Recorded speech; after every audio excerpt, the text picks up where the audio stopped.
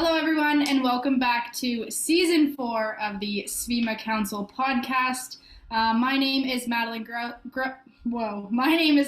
Grossi, and I am one of your co-hosts for this season, as well as the podcast administrator. Joining me on the hosting side today, we have our production manager and co-host Jackson Pretley, as well as the SVIMA Council president, Neville Medill. And now I'll throw it over to Jackson to introduce our guest for today's episode, Dan Shulman. I'm Jackson Pretley. I'm one of the co-hosts this year, production manager. And on today's episode, I'm so honored to be joined by Dan Shulman, who's a Western University graduate and currently works for Sportsnet as a play-by-play announcer for the Toronto Blue Jays. He's also one of the lead announcers on ESPN's network for men's college basketball. Dan has previously worked in the radio industry for Fan 590, as well as the television industry for CTV during the coverage of the 1994 Winter Olympics, and has also been the host of Primetime Sports. Dan is a familiar voice that we've all heard, and today we welcome him as our first guest of the Season 4 episode of the SVIMA Council podcast. Thank you. That's very nice of you. Happy to be here with you guys. Yeah, we like to pump our guest tires before, and obviously you're a pretty big fish. I think we've had a couple different, guests in the past that have been pretty big. Andy Petrillo is one of them. Dan, you mentioned that you worked with her previously. Yep. Yeah, we like getting the big media stars on here. So kind of to start out, we want to, see what your path was towards, play-by-play. You were an actuarial science major at Western.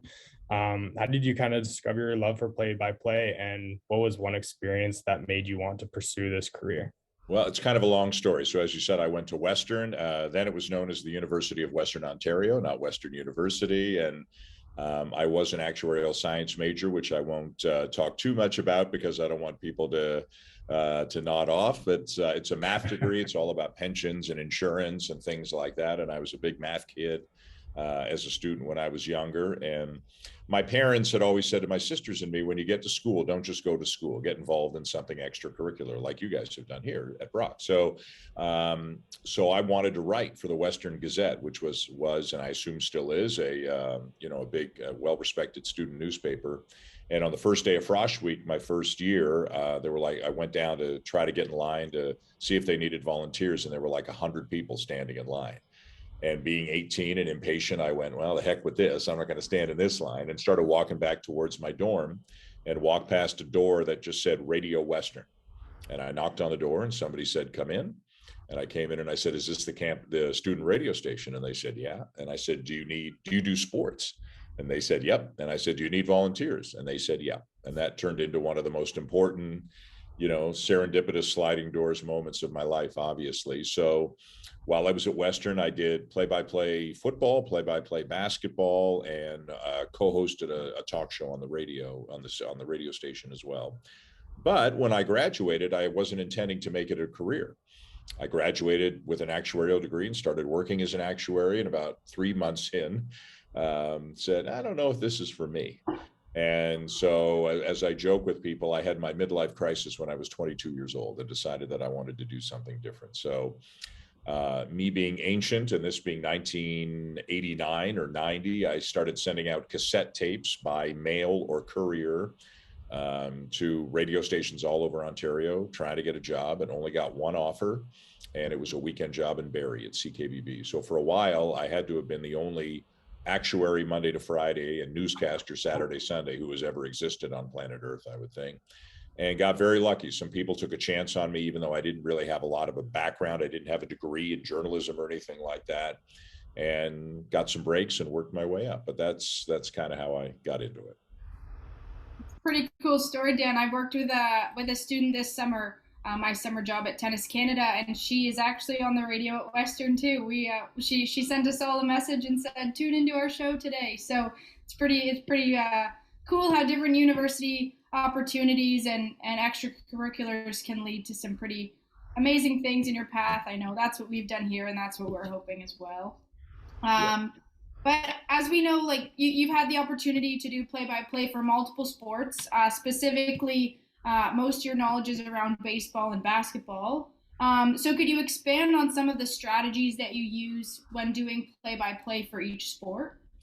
Sure, they're very different. Like you say, I've been doing them a long time. Did a little football, a little hockey back in the day, but it's been all baseball, basketball for the last 20 some years. They're very, very different. I make a lot of bad analogies. So here's my next one. My baseball is like walking on a treadmill, and then basketball is like somebody sneaks up behind you and pushes a button, and now you're tripling your speed. So they're very different. And TV and radio are very different. And I don't do radio basketball, but for baseball, I've done a lot of radio as well, mostly TV. But strategies are it's an interesting way to put it. So my strategies is to try to keep the viewers informed and entertained. I mean, at the heart of it, that's what we're supposed to do. Some people inform more than entertain. Some people entertain more than inform. You've got to be true to yourself and play to your strengths, but also work on the weaknesses in your game as well. So maybe the biggest thing that I try to do, because calling a game is a team sport, just like being on a baseball team or being on a basketball team is a team sport. Calling a game on TV is a team sport. So I try to put everything that I can into working with the analyst that I'm working with, the reporter that I'm working with, the producer that I'm working with, the director that I'm working with, the statistician that I'm working with. Everybody's got an important job. And at the end of the day, I shouldn't walk out of there and go, man, I was good today. I should walk out of there and say, man, we had a good show today. And that's what I try to do. Get everybody involved. Because as the play-by-play announcer, you have a lot of control over what's going on. I'm the one who starts the sentences, and I'm the one who throws to the reporter or throws to the analyst or whatever. So my strategies are to try to get everybody involved and just in as much as possible. And it gets, it's live TV. There's no script. There's no delay. I say it, it's on the air. And for better or for worse, try to think about what's important in this moment. Is this a good time to tell a story? If the bases are loaded and Vladdy's up, I shouldn't be telling a story because he might hit one out of the park, and I've really got to lock in on that moment. And I've made that mistake. Sometimes you get a little, comfortable, a little casual. I've called a ton of games, and it gets very conversational at times. But in the moment, try to remember what's right, what's important. Is it a stat? Is it something visual that we're seeing on the screen? Is it a big picture storyline? Is it a human interest story about something? There's no playbook for this. A lot of it is just feel. And that's something, even though I've been doing this as many years as I have, I'm always trying to get better at. Just to jump in quickly before I throw it to Jackson. So I guess, like you said, like when Vladdy's up, like you obviously have to lock in on that moment. As you kind of go down the lineup, is that something you try to create a couple more ancillary aspects to broadcasting, like you said, like storytelling, and like kind of bringing up other stuff around the sport? Is that kind of how you maneuver? Like, I know you have to, respect each player, and any player could hit especially with the Jays, their lineup is pretty stacked batting wise. So is that kind of like a strategy you take there? Again, a lot of it is feel. So third inning is different than eighth inning. If the number 9 hitter is up in the eighth inning in a tie game with a couple of men on, I'm probably not doing a story there. So you pick and choose the moment. And one of the things I think I do pretty well is not forcing a story in, is saying to myself or the producer, we'll get this next time around. This is more important right now. We can't do that. So, but again, nobody's perfect. Like Matt Chapman hit into a triple play the other day. You could think, oh, he got all kinds of time to do something this inning, and 4 seconds later, the inning is over. Basketball doesn't work that way. Hockey doesn't work that way. Football doesn't work that way. Baseball is different in so many ways, both as a sport and in terms of how you broadcast it, that sometimes you're just going to get caught. So, but it depends on a lot of things. The inning, the score, sometimes even what ballpark you're in will determine if the Jays are at home or on the road. Do I try to force this in? Do I just let the pictures and the cheering, the crowd play a little bit more? So again, there's no playbook. A lot of it is feel, and in the moment, sometimes it feels right and sometimes it doesn't. And then, as we have majority of our listeners are students, so we always like to talk about like how they can get it within the industry. So where do you see the future of sports broadcast going? Like whether it's gonna be like more obviously if we see streaming becoming so big now. So like how do you see like the landscape of sports broadcasting changing over time? So again, being old, I don't know that I'm an expert on where things are going. I'm probably better at talking about where things have come from. But I do have a son in the industry. He went to school, just graduated. He's been working in it in a year, so I kind of lived this through him. a little bit. When I started, there was TV, radio, newspaper. That was it. Now, obviously, there are so many different ways that people consume information. And you mentioned streaming 100%. CBC Gem, Sportsnet Now, ESPN Plus, Peacock, YouTube, Apple, right? Like, nobody knew what any of that stuff meant. 10 years ago, I would have sounded like I was speaking a different language. And I don't think it'll impact me to the same extent, but by the time my son is done, linear television may not even be a thing anymore. Who knows? I have no idea. So it's not, I think it's going to continue, and it's really you guys. It's where young people want to consume their information. Will cable be a thing of the past in 10 or 20 years? Not as many people have cable anymore as they used to. So I think things are going to continue to change. And I think what's happening more is people in the industry need to be able to present content in a variety of different ways. Even if you look at Sportsnet, take guys like Shai Davidi and Ben Nicholson-Smith. They are reporters. They were brought up as writers. They don't write for a newspaper. They write for a website. They also do a podcast. They also appear on TV. They also appear on radio. And I'm probably missing a couple. So I think for young people, being as versatile as you can is easily the most important thing. No, for sure. Versatility is key, especially in the sports industry, because you never know what you're going to have to do. Like, even this summer, like, I was working for a minor league baseball team, the Welland Jackfish. Like, I was doing ticket sales, then promotions, then concessions. Like, you never know what you're really going to do in the sport industry. And it's just key that you know how to do some little stuff, and then you're just going to keep growing in the moment. It's such a on-the-feet type of industry, and people may not realize that. Yeah, the one thing I would say, even going back to when I was young, is when I got into the business, my first job in Barrie was not a sports job. It was a news job. There were no sports jobs available. There was no Fan 590 back then. There was no Sportsnet back then. So my first job was a news job. I knew I wanted to get into sports. But then when I got into sports, I wasn't doing play-by-play. I was doing some like weekend and late night sportscasting, but we called it then ripping the wire. It was that's how you got your news. Again, there was no internet back in 1990, and it would come off a machine and you would rip the stories and cut whatever you wanted. So I was doing that for the senior people. I was reporting. I was a gopher at times. I did 100 different things. When I worked in Barrie, I covered elections, I covered the courts, I did the farm report, I did the pet patrol, I did whatever you had to do to get a job. And so I think you start off as broad as you can. Whatever they ask you to do, you do it with a smile on your face. And over time, hopefully you figure out what you like and you figure out what you're good at. And hopefully those two things are the same. And then the third hopefully is hopefully an opportunity opens up for you in those areas. And when I started in radio as a 22, 23-year-old, I was not thinking about TV. I was not thinking about play-by-play. I was not thinking about ESPN or the United States or anything like that. Like, that would have been crazy for me to think about it. I just wanted to get a job at a Toronto radio station because I'm from Toronto. That was my goal. So, start off broad and eager and enthusiastic, and hopefully the right doors open up. Yeah, I think what I kind of took from that is like, just say yes. Like, Yes. even if there aren't a lot of things that it might not be your end goal, but like, if you say yes to the stuff that you want to get through, similar experiences, but maybe not like the one you want to result in, that's really, how you get there, right? Be, like you said, have a smile on your face, do everything, with a lot of, effort, and then, just you'll get to kind of where you want to go one day.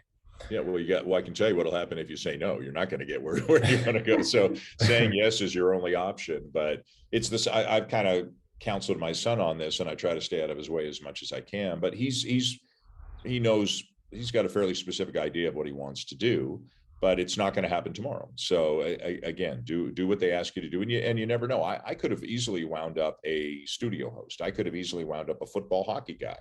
Baseball, basketball is where my opportunities opened up for me. So there are a lot of young people who like media or sports and want to get into the business, and you've got to try to separate yourself. And ability is one way to separate yourself, but I can tell you work ethic and enthusiasm and getting along with everybody you work with, those are just as important. Yeah, and I think it's important to say too, even when you say yes, especially us as students in the sport industry. It's equally as good to say yes to an opportunity and maybe not enjoy it, and you know what you don't like. Mm-hmm. So I kind of when I say yes to opportunities, that's how I kind of look at it too. Is I'm going to get something out of this opportunity. Either I'm going to know I love this avenue in the sports industry and I want to keep going down it, Yep. or I've tried it, not my favorite, but I know that and I won't do it again necessarily. So I think it's important for us students, but you know, we like to, that was some really great industry talk, and we've had some great conversation here, but we like to have some fun on the SPEMA Council podcast too, and you know, we want our listeners to really enjoy what we're talking about. So the boys over here have some questions about real life sports talk for you. Oh boy. Okay. Yeah, we'll throw it with the Jays question first. Jays have had a little bit of success in the past couple weeks. Playoffs are coming up. Who would you like to see the Jays play in the first round, and why? Well, hopefully the playoffs are coming up. They're in a very good spot. I don't play the who would you like to play. I believe in the baseball gods, and I believe careful what you wish for. So I will say this. I think it would be great for them to be the first wild card seed and to get home field. I think home field is really important for them at a number of levels.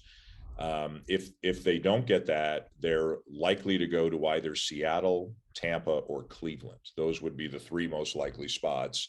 I think Seattle is the best of those three teams, but I don't think Cleveland's a very good matchup for the Blue Jays. We saw that when the Blue Jays played them. So honest answer, if I'm the Blue Jays, just try to win as many games as you can.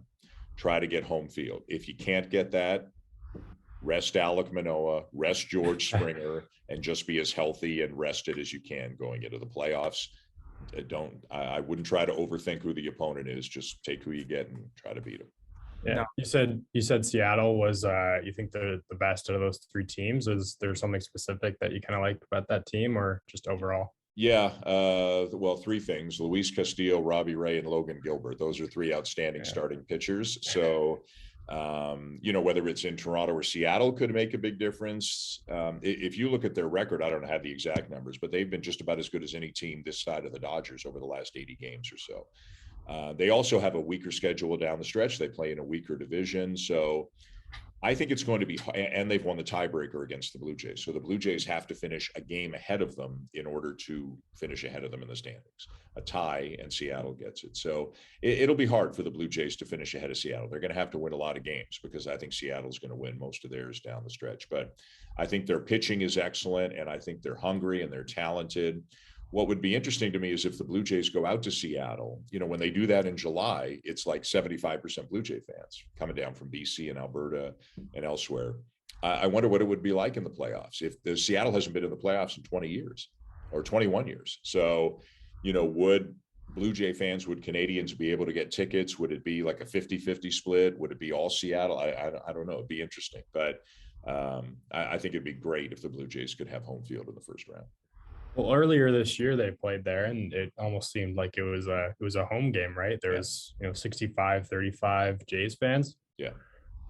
It's always like that in the regular season, but the playoffs are a different animal. So you know, I'm sure again the Mariners haven't been in the playoffs for 21 years. If I'm a Seattle Mariners fan, when playoff tickets become available, I'm buying them, and I don't want to see any Blue Jay fans there. I'm sure a bunch would find their way in, but it feels to me like it would be mostly Mariner fans.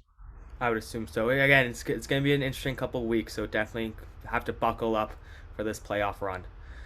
So then, as you talked about, you've been in the industry pretty long time, you know, a lot of experience. So if you could have commentated any game, any event, any game ever in sports history, what would it be and why?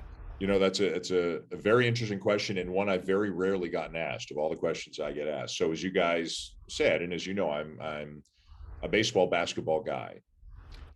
But I think if I could go back in time and call any game, I don't know how familiar you guys are with this. It was long before you were born, but the Canada-Russia series in 1972. I was barely old enough to remember that, but I think I would go back to call Game 8, the last game of that series between Canada and Russia. I love baseball and I love basketball, but I am very Canadian. And my first sport, my first love as a kid was hockey and the Maple Leafs and all that. But I've always loved international hockey, international basketball, that sort of thing. I think I'd go back to 1972 and call that last game between Canada and Russia, 1972. Because I know, like, I was even thinking about that question too, and like, I mean, my most recent like memory of what I would probably would have done, I would have done the golden goal. I feel like that would have Yeah. been like a cool Yep. way to commentate, like, especially like in BC, like in Canada, golden goal, and I feel like that's a memory like everyone has a memory of, like where you were when Sidney Crosby Right. put the puck in the You back know of what's the net. funny is you get older, so you would have been like, what was that? What year was that? 2010? So Yeah, 2010, I think, right? So you would have been like whatever, 8. 9 years old or whatever. 8, 9. 8 years old, right? So it's funny, your biggest memories and biggest moments when you were a kid, they still tend to be your biggest memories and moments even when you get older. The stuff that happens to you as a kid, in my mind, stays with you the longest. So I was 5 in 1972 when that happened. 2010 was huge, but for me, 1972 was way bigger. So I think that's the way it works with some people, that your hero when you were a kid is still your hero. Your favorite athlete when you were a kid is your favorite athlete your whole life. So I totally get the 2010 thing. My version of that was 1972, or in 1976 they had something called the Canada Cup, which was 6 countries, and Canada beat the it was then Czechoslovakia. Canada beat Czechoslovakia in the final. And Daryl Sittler, who was my favorite player, the captain of the Maple Leafs at the time, he scored the game-winning goal. So, like, those are my version of the golden goal. Yeah, and not so much championship games in my experience, but my dad's kind of taken that on, I guess, as a challenge for him having 2 girls. He takes my sister and I to as many sports games as we can. So him and I have started to go to away Leaf games. I've That's told fun. him I want to go to watch the Leafs play in every NHL arena. Wow. And him and my sister have gone to the horse races. My mom often gets offended that she's last to be invited to sports games, but he wants us to have the experiences. So I totally get what you're saying there. Yeah, I've done the same with my sons. They're getting a little older now. They're too busy. They're off in different places doing different things. But going to see Maple Leaf games on the road or Blue Jays games on the road with my kids are some of the best memories that I've had too. Very nice. Yeah, well, Sorry, go ahead, Maddie. No, go ahead. No, I was just gonna say I had one last question for you. So Dan, there's a YouTube video online. I can't remember kind of what time. I wanted to say around 2010. It's a college basketball game. You're doing play-by-play on the side, and this guy is going for a loose ball. It's going out, Yeah. and he jumps right into you. Yeah. I didn't think there was any coming back, but you popped up with a smile on your face, like nothing even happened, and you kept going along. Like, can you just dissect that moment a little bit? It was either 2010 or 2011. I can't remember. It was the ACC tournament in Greensboro, North Carolina. So it's part of my other life, my college basketball job. And it was Duke against somebody. I don't even remember who Duke was playing. The player is Kyle Singler, who may still be in the NBA, went on to an NBA career. I don't know if he's still in the NBA, though. Very good player at Duke. And he goes for somebody takes a shot, and it's a long rebound, and he tries to save it, and it bounces, and it's coming right towards me and Dick Vitale, who I was working with. And Singler, to save the ball, jumps like towards me over the table, saves the ball in bounds, and then just flies over the table and just completely smokes me. I mean, if he had taken a run at me purposely, he couldn't have smoked me any more than he smoked me. And so I'm sitting on a chair, headset on. He lands on me. He's a big guy, like 6'8", 230 or whatever he is. And I'm not a small guy, but he lands on me and breaks the chair, because now there are 2 of us on the chair. Headset goes flying. My drink goes flying. One of the TV monitor, one of the little monitors we have goes flying. The game's still going on, like, because he saved the ball. So he basically stands up, pushes himself up on me, and jumps back over the table and gets back out onto the floor. My headset's broken and the game's still going on, so I can't call the game. So for like a minute, Dick Vitale is trying to call the game, but he's not equipped to call the game. So he just keeps saying over and over stuff about my headset being broken and I can't talk and whatever. And finally we get a whistle and they come, and there's a spare headset. There's always a third headset just in case you have issues. And the audio technician comes over and tries to fix it, and we get back on the air. But it was something. I've had a few experiences that I never could have dreamt of in a million years, and being landed on at a college basketball game on national TV was not among them. But I was really lucky I wasn't hurt. Like you said, I popped right back up. It's not that I'm tougher than anybody else. I just got lucky at that nothing hurt after. So, but it's a good memory. I've seen that a few times on YouTube, but not in a number of years. So maybe I'll go check it out later. Yeah. Does that ever haunt you ever if you're calling a basketball game anymore? It's in the back of your head? No, not at all. I mean, it's 1 in a million that it happens. And Yeah. that one, I don't even think I had a chance to defend myself. Like, I don't even know if maybe I did. I have no idea. It happened fast, but no, I'd probably be more worried about getting smoked by a foul ball at a baseball game than getting landed on by a guy at a basketball game. And that's never happened. I've had a few foul balls in the booth at various ballparks, but nothing's ever really gotten me. So that's okay. Very nice. And then I just had another question before we kind of wrap up. I'll throw it to Jackson and Maddie afterwards. So a couple months ago, or almost 2 months ago, the Jays kind of announced that they're revamping the Rogers Center. It's going to be looking pretty good. Lots of fan experiences. Those elevated dugouts. Is there anything changing in the media booth or anything for you that might affect not your job, but like affect how you commentate or broadcast? I don't think anything's changing in our area. So like you said, the outfield's going to look a lot different, and I think it'll look great on TV. There'll be more social areas, high tops, gathering areas, that sort of thing.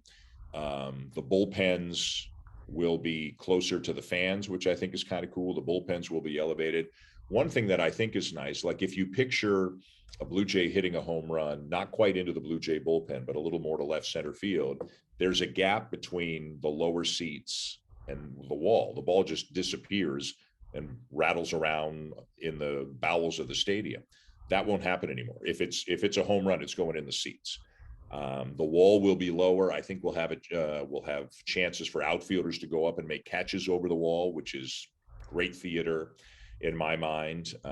So I think, bringing the fans closer to the game, it's going to make it more exciting. It's going to make some plays around the outfield more exciting, and it's going to make the building more fan friendly. So I guess the only way it would affect me is to be aware that now outfielders can jump over the wall and make a catch, and fans can interfere with outfielders jumping over the wall to make a catch. So I'll have to, wait half a second and make sure if I see the ball in his glove or not. It's tough to see sometimes what's going on, but all the changes that all the drawings that we all saw, they all look great to me.